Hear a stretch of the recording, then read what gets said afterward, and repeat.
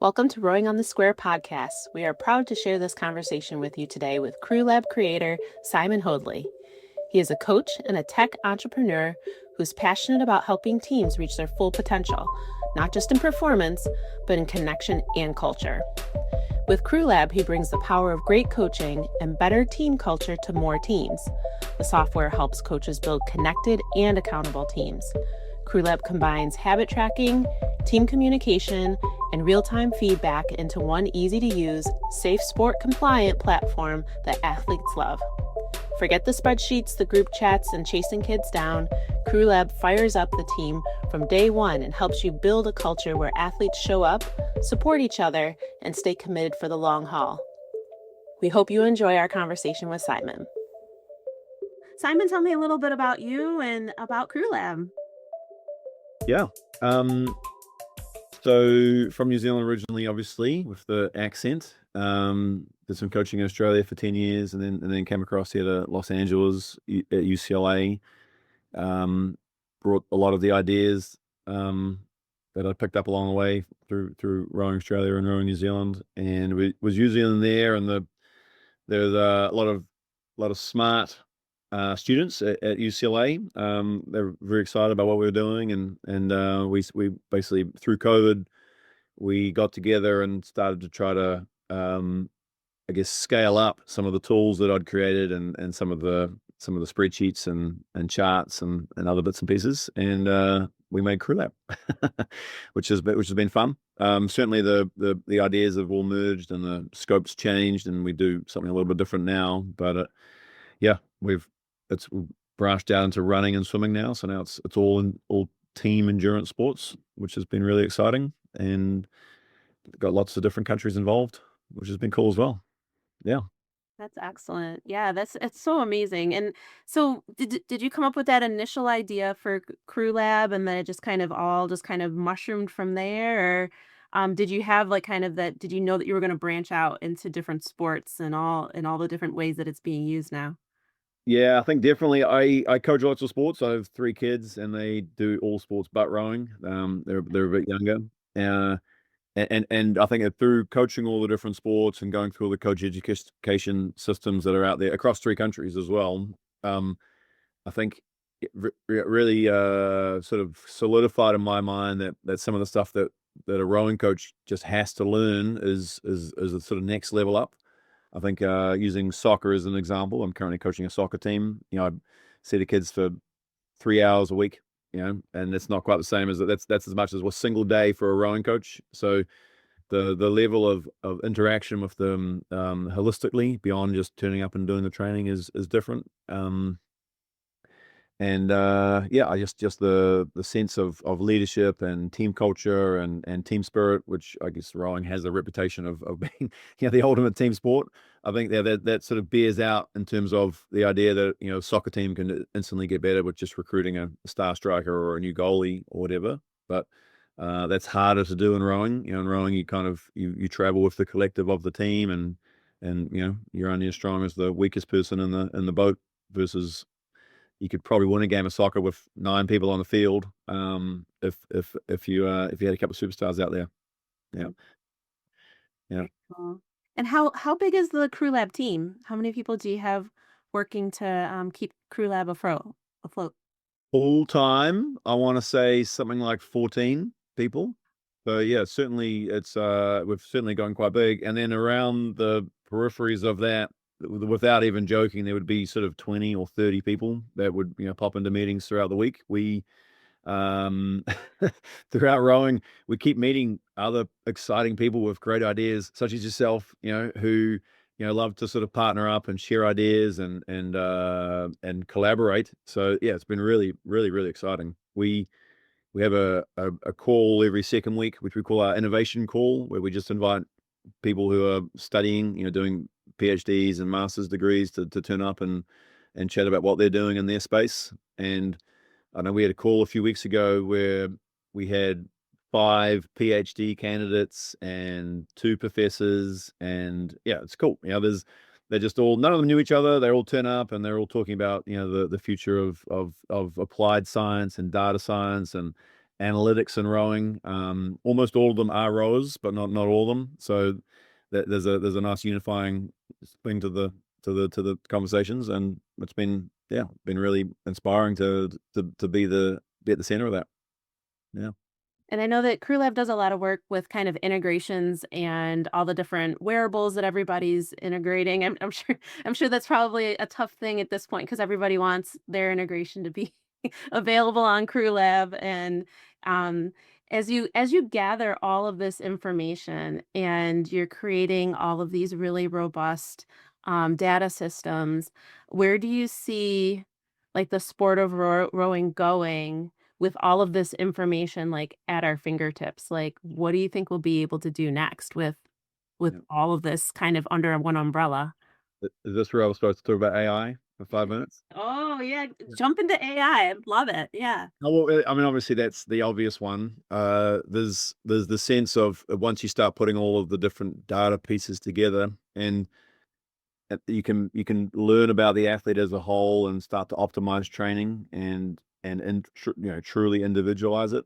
I think the sort of the heart of CrewLab is the coach to athlete relationship and trying to create more time for that. And I think coaches are spending a lot of time trying to create the data to make that happen. Whereas honestly, that's not their skill set. They're not machine learning experts. So I think trying to give them really interesting data that they can use. So and look at the athlete as a holistic person. So how do they operate, not just physically, heart rate, GPS, and some of the biomechanics, some of the more easy ones, but how does that mesh with their mood and their sleep and their emotional states and their mental states and the training journal and the way that they perceive and experience different sessions. So instead of just going out there and doing 2x5K and just being that as a split or a time, you get a sense of how they, did they enjoy it? Was it easy? Is it something that they want to do again? Is it something that they never want to do again? And then on top of that is the social element. Oh, and I think most rowers would understand that they like the idea of endurance sports, but it's very hard to do it by yourself. So the tribe mentality. And then the idea of the glue people, the people that make those groups enjoyable and easy, and the people that thrive in those sorts of environments, the leaders, those sorts of people. So yeah, how do all those things fit together in terms of a team, and how do you optimize all of those, which is pretty much the job of a coach, really. So yeah, I think put them all in one spot, and try to put the coach in the right place at the right time, saying the right things to the right people. You almost be the Yoda. This is my analogy. Effectively, CrewLab becomes the R2D2 in the system, where all the data is going through a robot, and the coach is the Yoda, the one who's been there, done it all before, and turns up at the right moments to encourage the team to keep going. How to navigate unexpected pitfalls and shifts in the environment, and wins and losses, and all the rest of it. And obviously the data is just happening in the background as a fuel for the team getting there. Yeah, that would be amazing if the data would be able to tell us more about especially injured athletes too, or the potential for injury, kind of looking at that whole picture, having all of that data kind of in one place. You'd imagine that AI might be able to figure out like would give you a list of, of crew level of the future, give you a list of athletes for who are at potential for injury or at potential for, emotional instability based on schedule and load and strain, and, like, just to be able to see all that would be wild. Potentially next Friday. So we've already got enough data coming in that we can do it. If you're an experienced coach and you're looking at the data we've got, you can see it very clearly. We've got the load management with fatigue and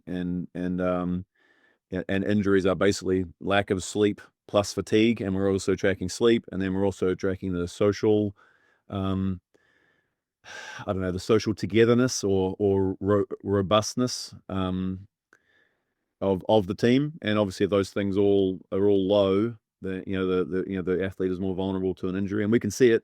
I think at the moment we're just presenting the data. I don't think we want to get to this. We're not quite at the stage where we want to tell a coach this is a person that's about to get injured. But it's honestly, it's certainly on the roadmap in terms of this athlete's been in the danger zone in terms of fatigue, in terms of sleep, in terms of their sentiment and their strength, their robustness, if you like. Maybe take it easy, do some stretching. Yeah, yeah, Amazing. very close. And certainly Friday's wave one, where we present a whole new dashboard, literally around the idea of making it easier for a coach to prevent injuries. Yeah. That's so cool. And with my physical therapy clinic, I've been using CrewLab as a way to kind of just track my athletes who are coming through my clinic, and it's been extremely like telling to be able to sit there at a beginning of a session and be able to pull up CrewLab, and we can take a look at the workouts. We'll pull up the workout sheet. We'll see what you've actually completed. What was the exertion on those? What was, I have them enter everything. So I'm like, if you go for a long walk, enter that, please. If Yeah. you if you're running around on the beach with your friends that day, please enter that, please. And so we've been trying to just put every last bit of data in there, and then be able to go into the fatigue and take a look at that, and looking at that danger zone, Yep. and being able to be like, we're in that danger zone. I mean, you wanted, and I wanted to ask you that question. As you move into the danger zone, how long can you stay there comfortably before you should be heading back into that productive work zone? So yeah, you can visit the danger zone, but you can't live there. Is sort of the mentality. And the danger zone, the parameters for it move as you get fitter. So in theory, if you were right on the edge of it, you'd actually drift away from the edge of it. But yeah, I think definitely very individual, the response to that. We can see that there's athletes who can go there regularly, and they're fine with that. There's I think there's some future research and analytics to look into the idea of how many times you can go there before you burn an athlete out mentally. I think we've really got the idea that the traditional type of fatigue is, the body is cooked, but I think I really see the idea of burnout and people wanting to not do the sport anymore is the mental injury of the same load. So there's only so many times you can get up and do a 2K erg test, every second day before you go, like, I'm done. I can't get myself ready to do this race every single day.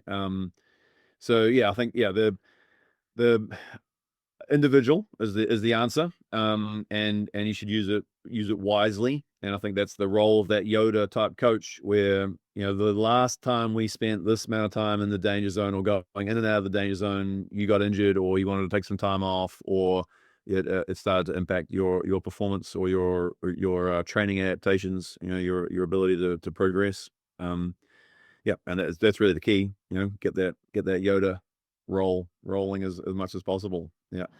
Yeah. And do it individually rather than collectively as a team. We're all following the same training plan. Why are these people injured, and why are these people, but it's just, yeah, they're definitely being able to structure it, I think, wisely. One of the things we see as well is that the same training plan, athletes arrive in the danger zone at different rates. Some people, it's just more challenging for them, whether it's base fitness or mindset, or whatever it is. But some people, they get there very quickly. So that's worth knowing. Yeah. Yeah. Yeah. Any, I guess, from your experience in using it, any surprises, any things have stood out in terms of that load management report, and some of the, now that everything's in there, your Yoda moments, if you like. Well, I think a lot of it is, when someone actually puts all the data in there, it becomes such a sharp picture Yep. of what they're doing. Like, it totally mirrors what they're feeling, but it's like a graph that we can like sit and look at and talk about. And when they do have those moments of heading into that danger zone, like, we can go and kind of pinpoint and say, what day was that? Yep. What workout was that? And why did you feel that way? And we're able to kind of catch those moments as they happen, which is amazing. Yep. Got a very real story that's happened yesterday. We had an athlete, and we basically worked out having bad sleeps back to the 11th of April, and then we could look at load management, and we could see being in the danger zone for a while, and then and then obviously started to lose fitness as they stopped training. And then so mood and sleep both had the same transition point. And then we could go and check out the some of the other I guess the social elements of it, and we could see that the athlete also, was less engaged, handing out less likes and comments and high fives and using it more. So very clearly, three different signals were telling us that what happened on the 11th of April was challenging and effectively, broke the athlete, if that makes sense. They got an injury, whether the injury was physical or mental is the next step. But you can see it very clearly, and you can see all the three charts aligning, and that gives me as a coach, a reference point for the future. When we're in this position, let's take a couple of days off and regroup, or just spend some time thinking about why we're grateful to be on the team, rather than constantly trying to put our foot on the gas and going for it. Time for a pizza night, movie and pizza, and just celebrate the fact we've been working hard. And I love the chat feature for that, being able to kind of chat back and forth. And I experienced that when I was using CrewLab with Rowing in Color. So to train for the Charles, because we're all over the country, we were using CrewLab. So our workouts were posted in CrewLab. We would post our, the results from our workouts, and then we had this chat that was going back and forth of all sorts of things. Like could be important stuff like when you needed to do this workout by, but it could just be like, "Hey, I did this workout," or "Hey, I'm hanging out with, with these people, shoot a picture." And I love the workout just this regular stream too, because then you can go in there, and I try to make sure that I get in there and when I was working with the team, but when I work with my athletes, I love the idea that I can send them a quick little message like, "Yeah, I saw that workout. Yep, saw that one. Saw that one too. Saw that one." The biggest feedback we get from people is the accountability aspect of it, and the positive peer pressure of, I did a workout, and some other people just sent a like and a comment and a funny gif or a meme, whatever it is. And there's a sense of, yeah, good, I'll do it again. This is it. I was contributing to the team. They appreciated it. I like them. And you can be remote, and you can push on. We have probably two of our best features are the off-season training features that we have. There's we call winter wipeout through the December, January break, and then the summer smasher through June, July, August. Where again, it's basically, we try to gamify it, we try to make some fun with it, and make the off the summer one anyway is trying to make it so it's enjoyable. Really the key goal for, I think, for summer, the true off season, if you like, is that as many of your team comes back as possible and they're fully recharged, rather than you've tried to burn them out with too much stuff. So yeah, the more we can lean into sit on the couch and share some likes and have a bit of a laugh and use the group chat and stay socially connected, which is often challenging. Certainly, yeah. Back when I was a rower, it was very common to get to the start of the season. Has anyone seen this person? No one's talked to them since the season ended 3 months ago. I guess they're not going back then. Yeah, we broke that social connection, and then the mental step of returning to the team wasn't supported with that positive peer support. Yeah. It's important because I mean the base of rowing is that social aspect. And I was just talking with one of my clients about the idea that when we are injured and we got to get you back to the team, because there's that social connection that's so important just mentally to kind of keep you in it, to keep you a part of rowing. And I think Crew Lab is amazing in the sense that an athlete who is injured could continue to be on the team because you'll be in Crew Lab. They can continue to post their exercises, even if it's just, I did a PT workout, post it, so that your team knows that you're working hard to get back, and then be able to communicate with your coach too. Yep. Because I mean, a lot of my athletes, I'm like, "Have you talked to your coach?" And they're like, I'm like, "Go on Crew Lab, say hi, Yeah. tell them that you're working on your exercises, make sure you're still maintaining those lines of communication." And Crew Lab's amazing for that. Yeah, I agree. And I think that for the injured athletes as well, I think there's a sense of, you're not in the right place at the right time to do a high five. As the boat gets off the water and all the rest of it, you're potentially off somewhere else, riding on a bicycle at the back of the boathouse. this gives you the ability to stay engaged in a team and feel like you're contributing just with your support. Yeah, and people can see that you're doing the work rather than it's around the corner in some distant room, rolling out or stretching or working through your exercises. There's a way to be visible and still engaged. Yeah. With in your experience with the app, are you using it with injured athletes? Yeah.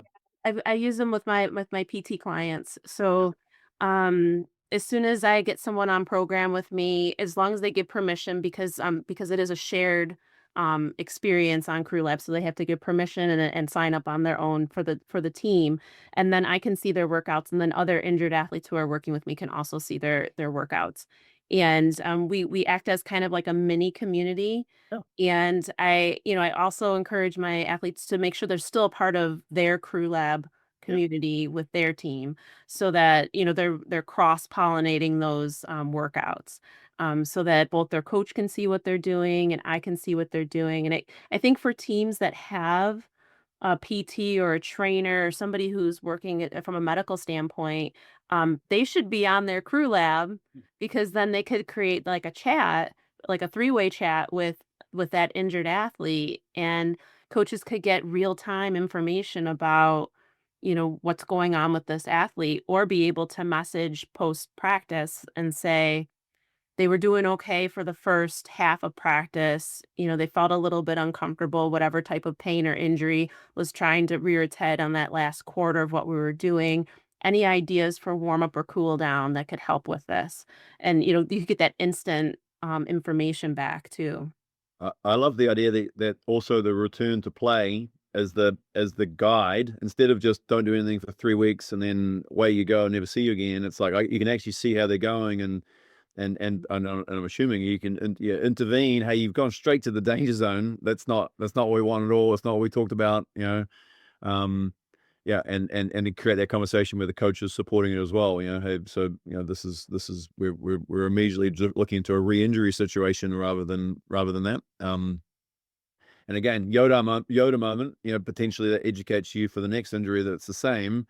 The last time we did it, this worked great, and you should be able to do 2 sessions next week, 4 the next week, and away you go the following week, and have some data that's what works for athletes. Yeah. So do you have rowers and non-rowers? I do have some non-rowers. Yep. A couple times I've had some CrossFit athletes too. So have them try out CrewLab and put their information in there. CrossFitters, they're an amazing bunch of people. They do all sorts of stuff. So they're hard to nail down and make sure that because you got to put all the different data in there and make sure that it gets as robust as it needs to be. But I find that it's just amazing to be able to have something that can track that fatigue, can let me know what they're doing, and then give me not only my words to tell them, like, "Slow down," but we can look at the graph, and the graph will say to slow down. So it's just like this extra tool to be able to use to because sometimes you can talk someone through it, but sometimes it's like when they see it as a picture, it makes such a huge difference. And with all the data, I mean, CrewLabs just does an amazing job with that. Yeah. Yeah, we have a rower on my team who's re-injured themselves 3 times, and it was very clear on the graph, when the return to play started, and then Mhm. when the injury started, and then there was 2 cycles that look exactly the same, and then the third cycle, let's go, well, let's not follow the same shape of the curve. Let's do something different, and yeah, successfully overcame the injury of the third time round. Yeah, so yeah, that's good for the learning. Yeah, Yeah. yeah. So do you have rowers from different teams as well? So So yeah, throughout okay, my cool. city. Yeah. High schoolers, masters rowers, newer masters rowers who are trying to increase their fitness. I find that Crew Lab's really great for the athlete who has participated in another sport, maybe at a high level, maybe a cycler or a runner, and they're trying to get into rowing and they want to try to start to build up their endurance for rowing, and they may have like some basic endurance, but they try to put the pedal, put the gas down on the pedal really really quickly, and it's nice to be able to show them their graphs and be like, okay, we need to scale this back. I find it's a lot of times when someone gets super excited about rowing and they decide to do like the 1,000,000 meter challenge or like they'll do like, I had a couple holiday challenge people. I had to slow down. I'm like, slow down. Like this is just too much too many meters, way too fast. There's only so long that you can put the gas on before your body's gonna start talking to you, so it's Yeah. very, very fun. If it's not sustainable, it's not really high performance. I think is the sort of the concept of the danger zone is if you can't do it for months and years on end, then it's not a high performance plan. Maybe at the end of 10 years of sustainable performance, you do an unsustainable block or something, a danger zone block, if you like. But again, you got to have the idea that you're trying to build sustainable, consistent practices. That's really the key for an endurance sport. And yeah, avoiding injuries is probably a top two priority. Do the work, don't get injured type thing. Yeah, yeah, Exactly. And yeah, the return to the sport aspect of rowing is just so hard, and like you said, like, you have to watch those dips and curves and not be doing the same thing over and over again, and going back for being back on the water for 2 or 3 weeks, and then being off for 4 or 5, and then going like, you have to do it at a pace that your body can adapt. yeah.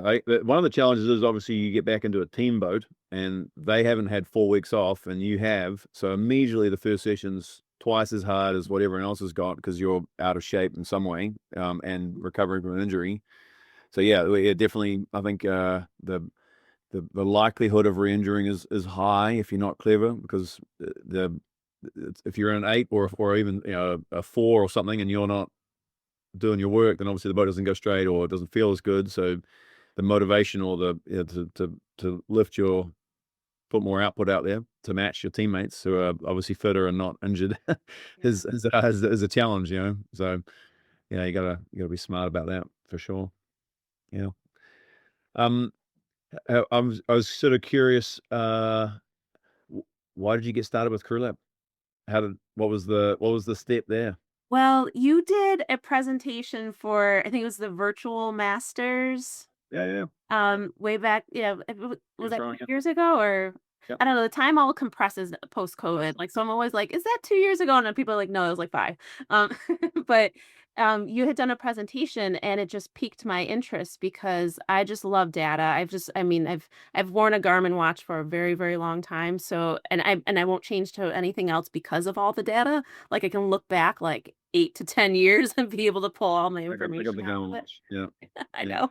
And and so I've always been someone who's just really enjoyed the numbers and being able to then take those numbers and then take the next step and to be able to advance my personal abilities and endurance. And when I saw your presentation, I was like, this is amazing. And I think maybe I've connected on a call after that. And since then I've been using it for the clinic and I just love the idea of having this platform where like it used to all live in a notebook. It used to be like if you kept a notebook, it used to all kind of be in its own little like place and no one else could use it and no one else could really see it and now having all of that data in one spot and having all that time to look at and being able to like you said with that one athlete that one day where things changed and then everything kind of went downhill and you don't notice as you're living it in real time but you can see it in the graph and I mean just as a personal little anecdote is my father passed away in November Sorry to hear that. and oh, thank you. Yeah.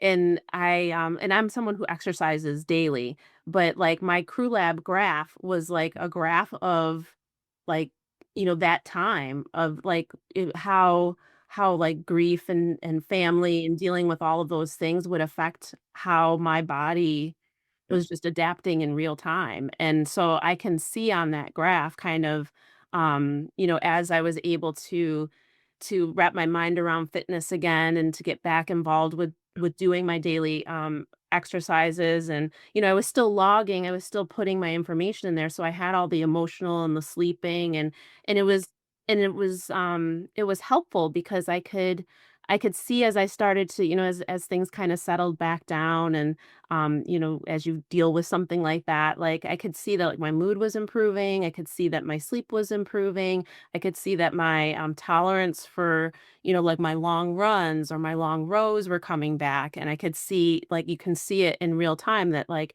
you're kind of coming out of something. And I just think that's amazing that you can kind of you're not just capturing your fitness, but you're capturing like a snippet of your life of that moment, Yeah. right But, there, you know? amazing you've got that data. I think the yeah, just around a huge life event, and then the ability to work out how to navigate it. It becomes a little bit of a tool, a very limited tool, obviously, but in terms of like I need to take a little bit of a break because I can see that the trend is not right.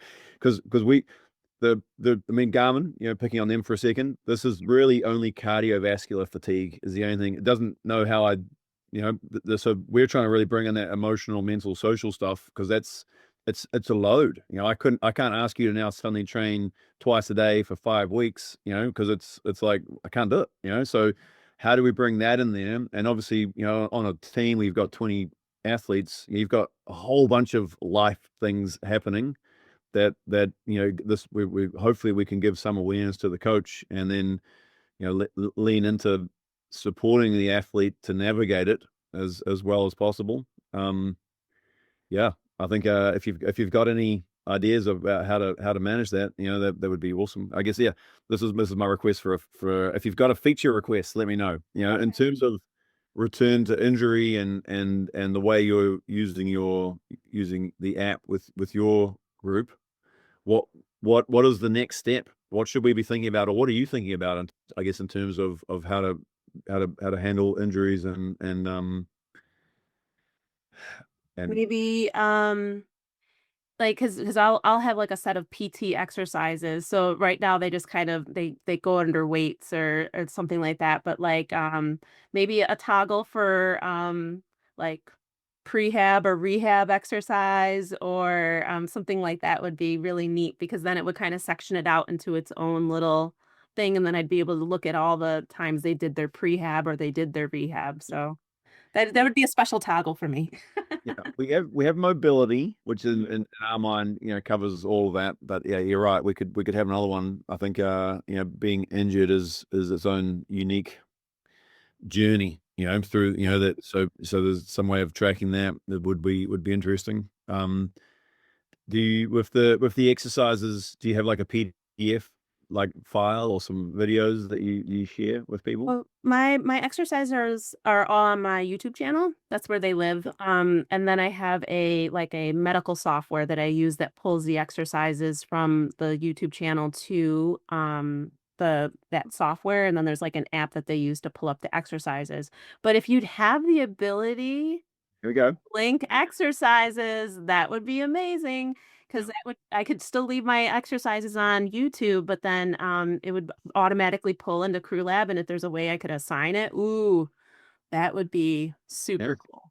Yeah, yeah, and then track it, right? And And I then could track it, yeah. yeah, yeah. No, I think very very possible. I think there's I guess we can't think of it as a strength and conditioning component where there's it's separate to the endurance training and very specific, sets and reps and unique exercises that everyone wants to do, very, very much more individual and nuanced than just go out there and do an hour, so Yeah. um, yeah, we're definitely we're really trying to think about how to capture some of those things that go on. The dynamic warm up that rowers do is often based around their their injury history and unique to them. Get the cat cows going and some other bits and pieces that are mandatory for me. If I want to do a row or jump on an erg, and obviously I want to. And when I don't do them, Mhm. then that's when I get injured or I get hurt, if that makes sense. So yeah, I guess the idea of tracking that is pretty clever. Hey, you haven't done your cat cow stretches for multiple weeks now. Oh, yeah. Yeah, That yeah. would So I be think amazing. yeah, I think yeah. So definitely in discussions. I can't really say in development. But yeah, the strength and conditioning, rehab, the supplementary exercises is certainly something we're looking at. Yeah. And I like the idea of like a exercise library, Mm. but the having the ability to pull in my own videos and that just makes it that would make it even better. Because a lot of times I have on my YouTube channel, if you go to it, there's like, I don't know, like 600 videos. If someone told me like 4 years ago I'd have to make 600 videos, I would have never gotten them all done. Started. Yeah. And but I do them as I get inspired by each athlete that I work with. So, as a coach, if you have a particular drill you want someone to do, you might take a video of it and then to be able to link that exercise to CrewLab and be able to assign it to people based on exactly what you want them to do. Like, I think that would be super powerful. A good exercise library would be great. So you don't have to come up with a bunch of exercises, but having the ability to create something individual to your team and then be able to assign it to the Yeah. team to do that. I mean, that'd be great. Yes, there's definitely some features, parts of that are being built right now, due for Yeah. release imminently. First step is really to upgrade the chat channels. Our version of Slack, if you like, where there's multiple channels, and basically adding files and links and videos and photos there in a better way than we have now. So that's weeks away. Potentially is even out. Today's Friday. Yeah, so potentially even comes out today. Some of these changes I'm saying next week or so could actually be today. I Okay. know there's a really good release about to come out actually, which is exciting. And definitely the idea is to try to help coaches such as yourself get the information out, because lots of them have websites that they like and favorite videos and resource pages, that kind of stuff. So yeah, every team's a little bit different. And Yeah. we didn't even talk about the video options inside of CrewLab. Like, I love that. I don't coach. I mean, I coach every once in a while for a local team. And of course, I love a good video. So I'm always taking all this video and I love that CrewLab, like I can just like pop it into CrewLab and then it's already where it needs to be. I don't have to send this person a text with the video. We don't have to get out a Google Doc. We don't have to do any of that. Like, I can just get it to them right in CrewLab. And it's funny because if I take individual videos of people, the other people on the team will sometimes comment and they're like, "Oh, nice video," or or "That's what I'm feeling in the boat." That's what one person wrote one time. I see you. That's what I'm feeling in the boat." Yeah. So, Yeah. Yeah. so I love the video feature. Probably our best developed feature, but but we always forget to talk about it. In terms of it just works really nicely, which is good. Um, yeah, the video stuff's great. We've got one of the teams I'm in. The coach is when he is driving to work after the row, everyone's charged off. They're in a rush to get to school, get to uni. He'll sit in his car and he'll just do like a 1 minute team talk, if you like, by himself, as he's on the way to the coffee shop. He's just chatting away, and it's just a video of him driving and chatting away and obviously watching the road, but talking about, oh, that was so good in 3 seed, and you guys think about this, and it's just basically it's a brain dump before he switches off for the day. Team loves it. Like, they were in a rush. They appreciate hearing it, and he gets a quiet place to do it, if that makes sense. So it's very, I know, it's just good information. And another team, I know that they're using the video feature more for their Jerry Seinfeld moments. That's where you take a photo of yourself doing a joke or something. Mhm. uh, and then they're using it more from almost a social media point of view, an in-team TikTok channel to Oh, put that's in. awesome. Yeah. Yeah, It's but so yeah. great. I mean, there's so many great ways to like to keep the team together, to communicate, to get things done. Like, and I know what you mean by like finding a quiet place to talk to your team. Like, it just doesn't exist. After practice, the people are bringing in lunches and boats are clanging, oars everywhere. People are running off to school. It's busy, busy, busy. You just don't have that quiet moment where you can concentrate and really remember everything that happened and then be able to say it in a way that everybody can understand. So that's an amazing way to use it. Yeah. Yeah. Well, I mean, again, the core is that coach to athlete communication, and so it's exciting to us to think that people are inventing new ways of doing it inside the CrewLab system. It's really cool. How do you communicate with injured athletes remotely? Have you tried using video in that way? Yeah, I take video. A lot of times I'll have them send me video and I'll edit it up and then I'll send it back to them through CrewLab. And I love using like the video feature to do that because it's just so easy to give like real time uh opinions and no, work on this a little bit more. No, I'm still seeing this. I'm like, I want you to think about, or I want you to feel X while you're doing this part of the stroke and being able to kind of in real time be able to give them that information back. It's good stuff. It really is. Yeah, I love the other part of that, which is the history. You know, the athlete's like, "Hey, you never spoke to me about the catch," and then it's like, "Actually, there's a video, and we did a big chat, and I'm saying the exact same thing 6 months later. Like, please make the change, put the catch in the water." You know, so it's nice to have the idea that you can reference it and it's saved because I think often with video you put it up at the back of the boathouse or after the session, and then it's the conversation with the video is lost and memories change and all the rest of it. So as an older person, memory fading, I really appreciate the idea that's saved for later. And it gives you a starting point for, okay, this is the video, this is the coaching point, this is how we talked about it, and then I've seen no change. So from my point of view, going to talk to the athlete, but I'm maybe going to try to describe it in a different way because obviously the way I've described it has led to absolutely no change whatsoever.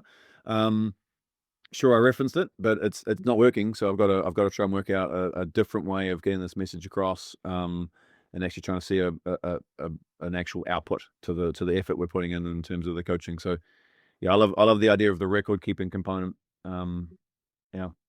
Do you have any tips for anyone who's using CrewLab and having trouble getting people to put the information in? Any tips for bridging that gap? So I think I think leadership is and as the leader under if you support it, then it'll happen more. So yeah, active leaders are definitely have thriving groups. If and the leader can be a coach or a coxswain or a senior or just a strong personality. But if someone's there and they're using it as a leadership tool, that makes a big impact. The other side of it is the idea that the people who aren't contributing, that's a message in itself. So Mm. why are they not sharing? Do they not feel that that's a space where they can be vulnerable? Do they not feel that they're part of a team? Are there like social blocks or just because I think that comes up regularly. We regularly see that a team gets crew lab and the team's very quiet, and then it's a matter of, okay, you can actually identify the people that for some reason holding your team back because they're not bought in fundamentally. Like and then I think challenge them. I challenge everyone just to keep a training journal for the next week, and then people will learn. Okay, my teammates aren't going to give me a hard time if I write things down. And I start to put my sessions up there. I might be the slowest for the 20-minute run or 5K run, wherever it is, Yep. and it's okay. No one's in there being mean to me, and then like you're trying to grow confidence and teamwork. So yeah, if you've got the awareness that the lack of tracking is often a sign of a separate problem, then you can focus on that problem. And that's the social problem. That's the emotional problem. It's the self-belief, belonging problem, which I think is a really hard one to really truly identify who's there, and we can actually see when it's changing. So and you can start off very simply. I think it's the idea that every day you get the habit tracking check-in. So it's just a matter of, okay, just I want you to track your mood and your sleep and write down a few comments of how good your habits are going, which you're seeing every morning, obviously. Yeah. And that's obviously a private thing between the athlete and the coach. And so the coach can know. And then from there, it's a matter of, okay, I just want you to do likes and comments on other people's posts. Okay, sure, you don't want to put down how slow your erg is or whatever the mental block is, but you can certainly send likes to your teammates that are putting in the work. So then the challenge is, I want you to be a good teammate. I want you to encourage them to do the work. And then there's another feature, which is obviously we call it coxswain mode, but that was before running and swimming. But the idea that you can log for a teammate. So then the challenge becomes to the other people, how there's people that aren't tracking, that aren't writing stuff down, why don't you share your opinions so at least they get a sense of there's a little bit of a diary, and then hopefully their confidence, their the idea that they can be vulnerable and say things, even very simple things like just adding a photo, that grows into the space, So yeah, those are the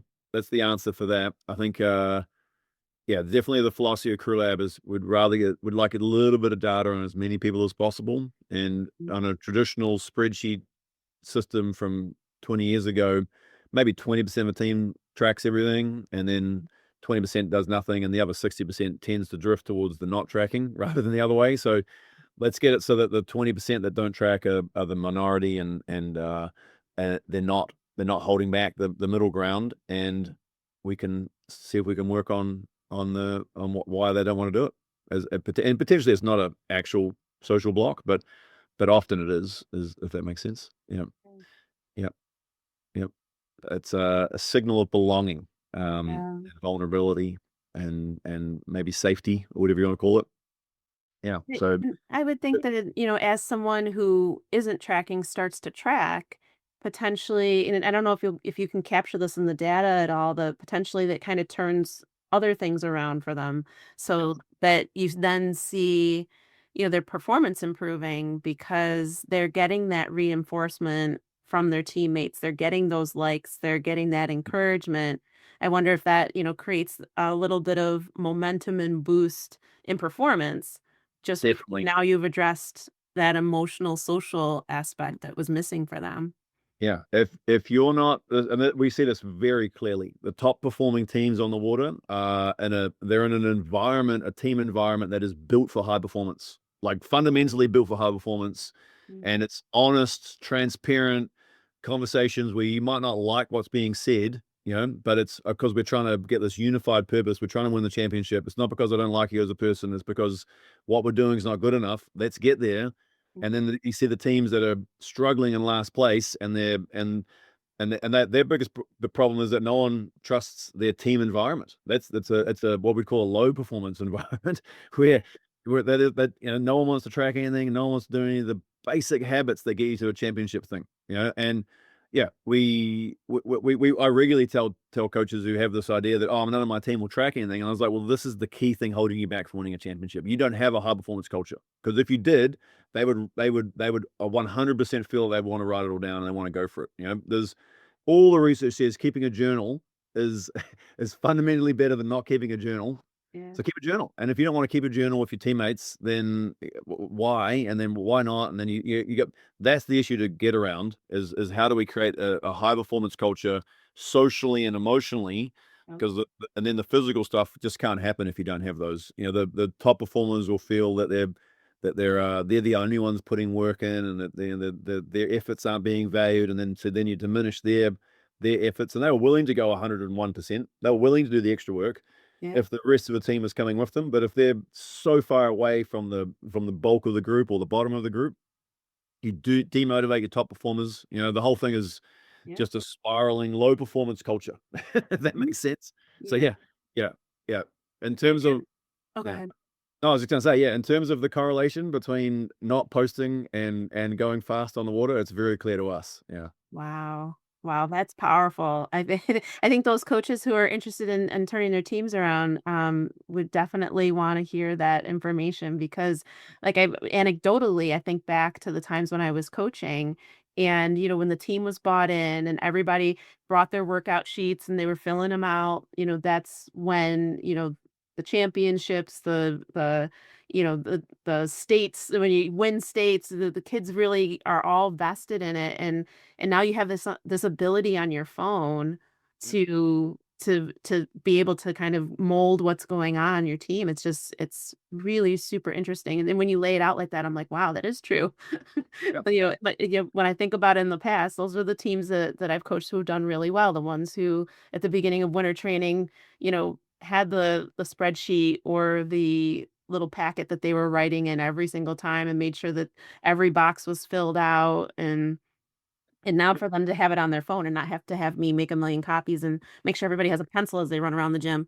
Uh, Yeah. it's And those teams had better team talks at every training session as well. I mean, I think sometimes it's not necessarily the using paper, but the idea they got off the water and they had an honest assessment of where they at and what needs to happen over the next 2 or 3 days, and they went and did it versus terrible row, terrible swim, whatever it was. No one says anything, and then we repeat bad row because you just don't have that high performance culture of openness and okay, if we're going to get there, I've got to tell you what I'm feeling. I can't just bottle it up and then at the end of the season go, I wonder what we got last. It's you got to solve these problems up front, and you got to build the relationships that are required for a high performance culture. And yeah, often those relationships, the high performance culture just turns you into a better version of yourself. You work out how to have those challenging conversations and put yourself in a position where you can get challenged for whatever it is. Why you're doing it? Why are you training so hard? We all know you're injured. We don't think it's cool that you've come back and you've gone 110%.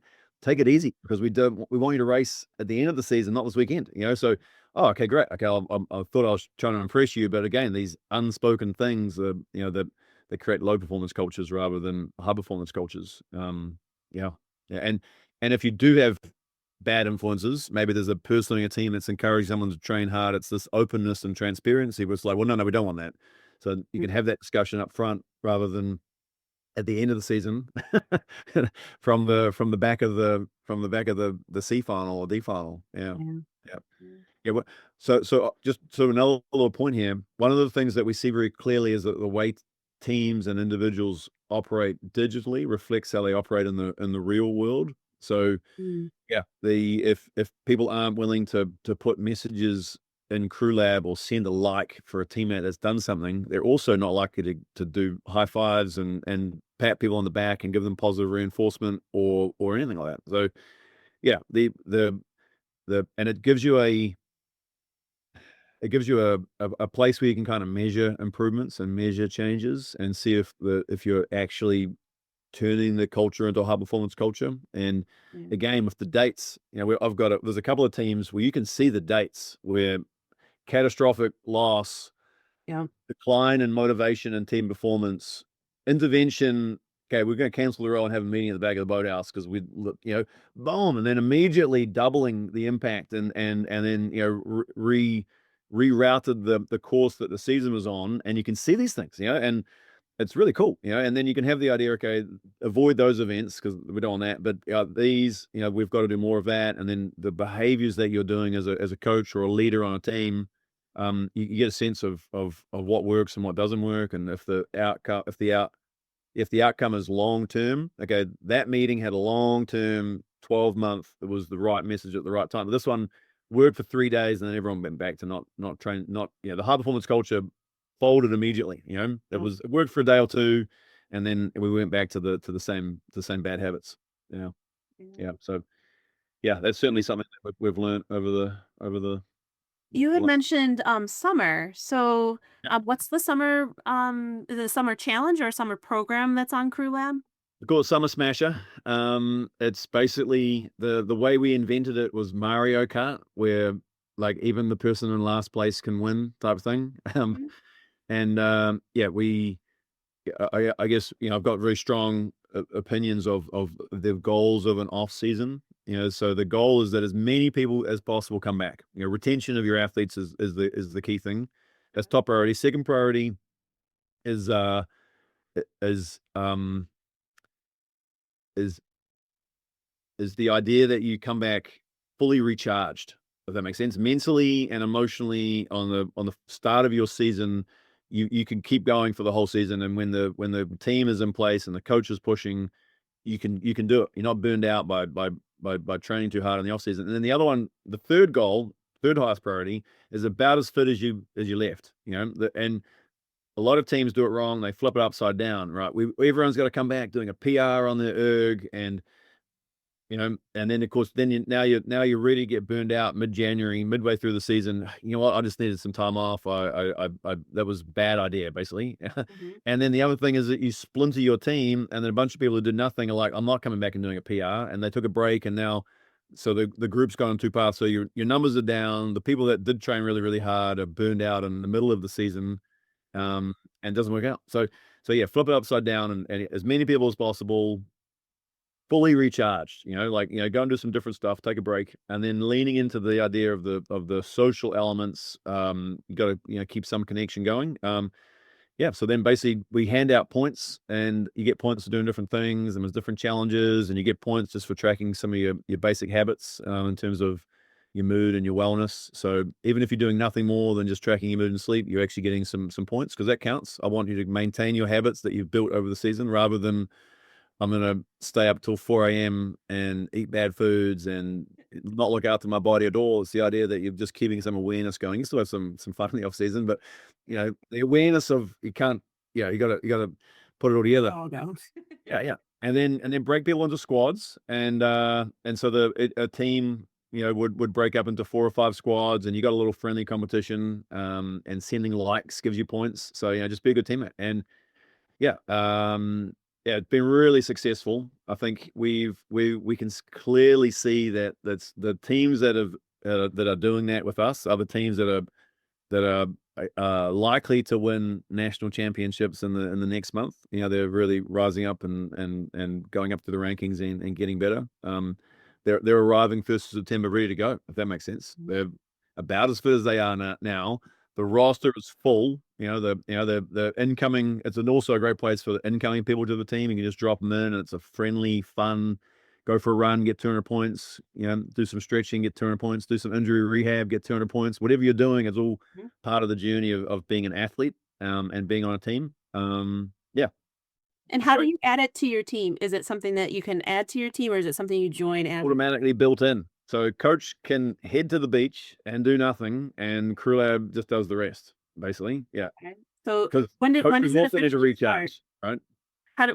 When does it officially start? Is it like a start date that it starts Yeah. tracking all of the Yeah, different? we've got a big page on our website, 2nd of June to, I think, around about the 2nd of September, is where it goes. There's like Mario Karts, different weeks have different points that carry more weight, and certain events have more things, and we try to have some fun with it. We try to do prizes once a week. So one week it might be who's done the longest bike ride. The next week it's who's got the most likes on a video. Like, it's really trying to encourage good behaviors, good team behaviors, without trying to overly focus on overtraining. Yeah, keep the team together. Yeah, it's fun. Amazing. Yep. Well, Simon, thank you so much. I really appreciate you speaking with me and talking about CrewLab. And we'll have to catch up again with all of these new features too. So I'd be really happy to run through all the new things with you, because it's just, I mean, like I said, I love CrewLab. It's dynamic, it's fun, it's everything that, all the information that you want, like kind of all wrapped up in a nice little bow. So I thank you from my athletes to you. Thank you so much for creating it and keeping us fit with it and happy. So I appreciate that. It's honestly, it's really inspiring to hear that you've got a unique thing for us, where it's not a rowing coach and a team trying to win a NCAA title. It's awesome that you've got so much out of it from a non-traditional core viewpoint. And I think it speaks to the idea of trying to elevate leaders and build teams, and I love it. So I think very inspiring from my point of view, and thanks for inviting me to the conversation. Yeah. Thank you so much. If you want to learn more about CrewLab, check out their website, crewlab.io. If you want to start using CrewLab with your team, make sure you mention Rowing on the Square inspired your interest. If you already love CrewLab just as much as Rowing on the Square does, make sure you check out the Summer Smash Up starting June 2nd. I know I'll be tracking my points. Happy rowing, everyone.